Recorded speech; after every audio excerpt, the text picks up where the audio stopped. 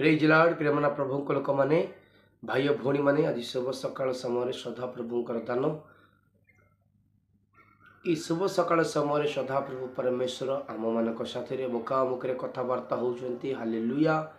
चलत प्रेमना प्रभु लोक मैंने वाक्य को जीवा पूर्व आसता प्रत्येक लोक मान सर्वप्रथम परमेश्वर को मुझे धन्यवाद जनाऊँगी। आसता प्रत्येक लोक मान प्रभु नाम मु प्रेज लॉर्ड हालेलुया। बाइबल आनी प्रत्येक लोक मैंने बाइबल खोलतु पुस्तक आनी लोक मैंने पुस्तक प्रभुकर वाक्य लिखतु अन्य व्यक्ति की कहवाई सदा प्रभु परमेश्वर आपन को साहाय्य करेंगे हालेलुया। चलतु प्रेमना प्रभु लोक मैंने आज प्रसंग केउ मानकु सदा प्रभु समस्या उद्धार करेंगे केउ मानकु समस्या उद्धार करेंगे से विषय प्रसंग कौन ध्यान देकी शुणु प्रभुकर वाक्य पर आसक्ति शुणु। गीत संगीता 120 अध्याय 1 पद पढ़ु ध्यान दिंतु। गीत संगीता 120 अध्याय 1 पद मु आपणा विपद सदा प्रभु निकट में प्रार्थना कली ताइने से मते उत्तर देले। प्रेमना प्रभु लोक माने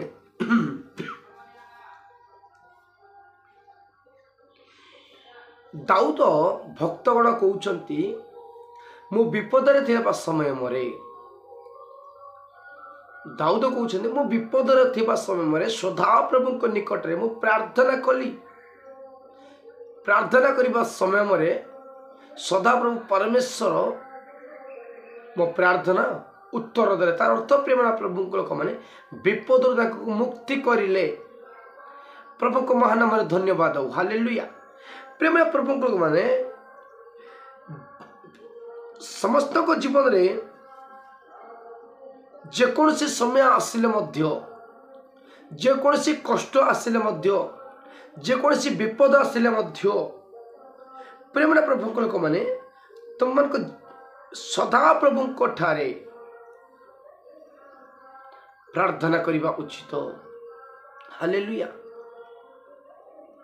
आज अनेक लोक मान जीवन में समस्या आसला समय मनुष्य मान को समस्या कहते मनुष्य मान को कौन कहते दुख कष्ट जनाऊँच। प्रेमना प्रभु लोक मैंने मनुष्य मान को तुम जड़े मनुष्य मान तुम मान को किसी साहाय्य करेंगे ना तुमको से समस्या उद्धार करें ना कष्टर उद्धार करें ना दुखर उद्धार करें ना। प्रेमना प्रभु लोक मैंने दाऊद कहते मु विपदरे थिबा समय सदा प्रभु निकट में मु प्रार्थना कली मो प्रार्थना मत उत्तर तार प्रेमना प्रभु को तार अर्थ होची सदा प्रभु निकट में प्रार्थना करबा समय मरे दाऊद को कौन कर विपद मुक्ति कर। प्रेमना प्रभु लोक मैंने आज आपण मैंने कौ विपद अच्छ मु जाणु ना तुम कौ समस्या अच्छ मु जाण ना। प्रेमना प्रभु लोक मैंने विपद थिले दाऊद परी प्रभु को सन्निधि प्रार्थना कर दाऊद को प्रभु से विपद उद्धार करला परी आपण मानक मध्य तुम समस्या कष्टर विपद उद्धार करिवार सर्वशक्तिमान परमेश्वर अटंती हालेलुया। प्रेमना प्रभु लोक माने चलतु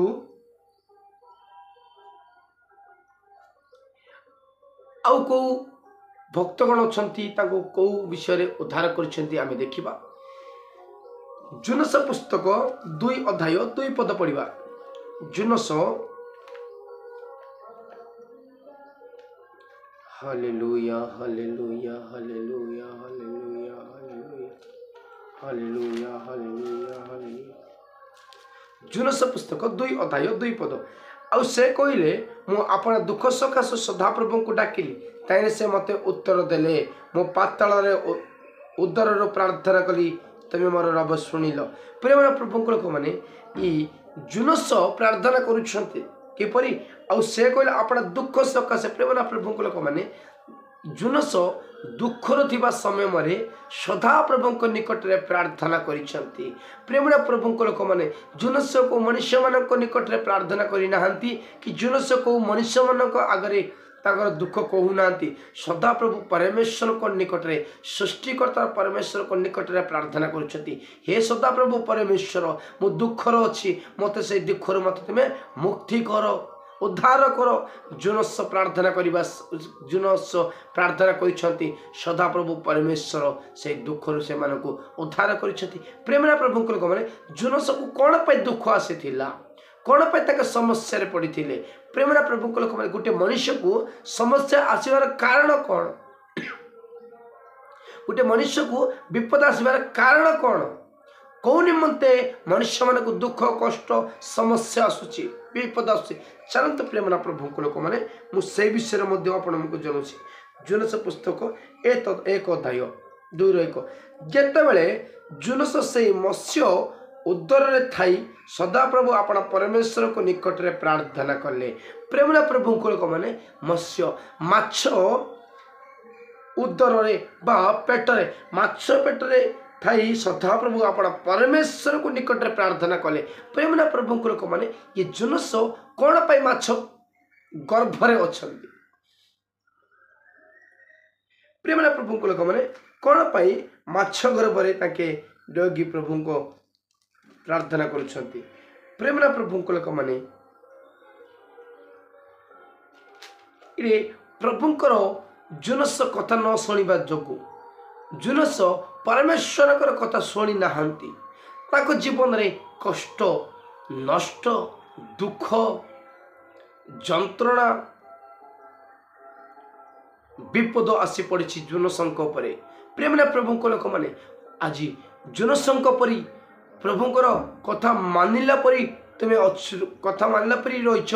ना कथा न मानला परी तुम्हें रहीछ तुम हृदय भितर पचार प्रेमना प्रभु लोक मैंने चलतु जुनस को सदाप्रभु परमेश्वर कहूँ जगह को जीवाक कही आ परमेश्वर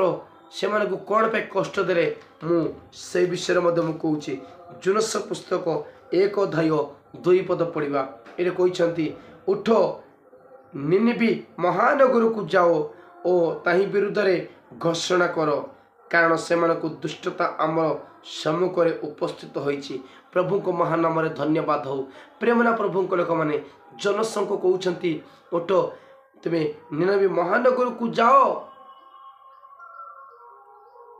कौन पर जा कहते प्रेमना प्रभु को ताही विरुद्ध रे घोषणा कर जुनस को सदाप्रभु परमेश्वर निनिबी नगर को पठाउछंती कौन पाई बेले प्रेमना प्रभु लोक मैंने निनिबी नगर प्रजन माने प्रभु को दृष्टि घोर मना पाप करुछंती से पापरुआंक मानकु मुक्ति करिया पाई पापरुआंक मानकु दूर करिवा पाई मिलिकी जनसंकु पठाउछंती सदाप्रभु परमेश्वर हेले जनस कौन करिछंती प्रेमना प्रभु लोक माने 3 पद मात्र जुनस सदाप्रभु को छामुरु त्रिशोष को पलाई जीवा निमंते उठिले ओ प्रेमना प्रभु लोक मैंने सदाप्रभु परमेश्वर जुनस को कौन कहते निनिबी नगर को जाओ कहले जुनस सदाप्रभु कथा मानि नाहंती सदाप्रभु कथा शुणु ना प्रेमना प्रभु लोक मैंने जुनस जीवन में विपद आसबार कारण यही कि जे सदाप्रभुंकर परमेश्वर कथा ताके अमान्य करिसंती सदाप्रभुंकर कथा ताके तुच्छ करिसंती सदाप्रभुंकर कथा मानु नाहंती प्रेमना प्रभु लोक मैंने प्रेमना प्रभु जुनस कथा न मानिया जोगु आज माछ गर्भरे ताके रहिबार कारण यही कि जे हालेलुया प्रेमना प्रभु लोक मैंने मु समाप्त करिया को चाहूँगी प्रेम दाइछे ध्यान दियंतु आपण माने जुनसंक परी सदाप्रभुंकर कथा को तुम्हें तुच्छ करुछ सदाप्रभुंकर कथा को तुम्हें अमान्य करुछ जागत्र जुनसंक जीवन में विपद आसला परी आपण मानक मध्य विपद आसीबो जुनस प्रभुंकर कथा शुणी नाहंती प्रभुंकर कथा तुच्छ करिसंती सदाप्रभु परमेश्वर निनिबी नगर को जाओ कर त्रोशेष को इच्छा मन इच्छा काम कर प्रेमना प्रभु लोक मैंने आज वाक्य शुणुव प्रत्येक लोक मैंने प्रभुंर वाक्य को तुम्हें तुच्छ करुच प्रभुर वाक्य को तुम्हें विश्वास करूना हो प्रेमना प्रभु लोक मैंने जुनस जीवन में विपद आउ से आसला परी आपण मान जीवन में आसीपे प्रेमना प्रभु लोक मैंने दयచేసి जुनसंक परी आपणे रुह नाई जुनसंक परी प्रभुंकर कथा मानिबा को चेष्टा कर प्रेमना प्रभु लोक मैंने ଜୋନସଙ୍କ ଜୀବନରେ ଆସିବାର ସେଇ ଦୁଃଖ ବିପଦ ଆସିବା କାରଣ ଜୋନସ ପ୍ରଭୁଙ୍କର କଥାକୁ ତାଙ୍କେ ଶୁଣି ନାହାନ୍ତି। ସେଥିପାଇଁ ପରମେଶ୍ୱର ସେମାନଙ୍କୁ ଏଇ ବିପଦରେ